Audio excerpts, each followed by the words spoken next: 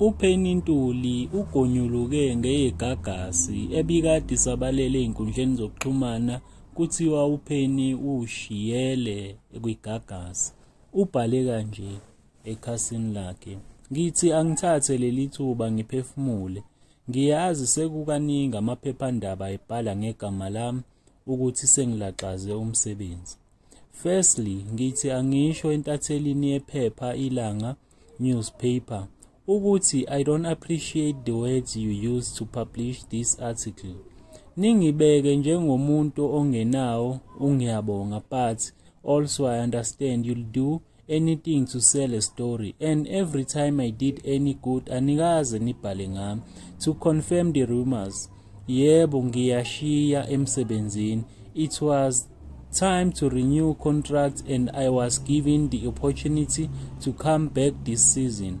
I gladly accepted the new show until I was told ukuthi I'll be getting paid 2,800 per month, something not too far from what I was getting paid the past 2 years.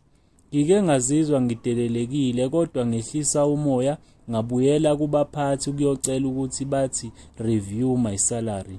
Ngaleyo mali angeke ngikwazi ukwenza lutho. I asked ukuthi where will I be approved? Impilo izoma mengiveza payslip yami. I ask ngizondla kanjani umndeni wami ngale mali ngoba bonke babheke mina. Bona bangaphila ngale mali bengingalo. Umphathi wami uAyanda Milansi in the negotiations suggested I consider other things other than being on air. This also killed my confidence heavily. Ngibe sengithatha isinqumo sokuthi ngizocela bangabe besayivuselela icontract yami kulonyaka.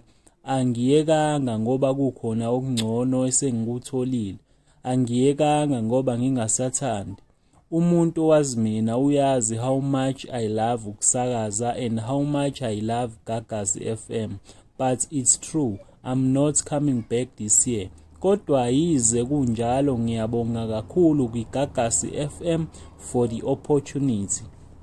Usho kanjalo uPenny emva kokusabalala kweindaba ezokuthi ulaxaze igagasi.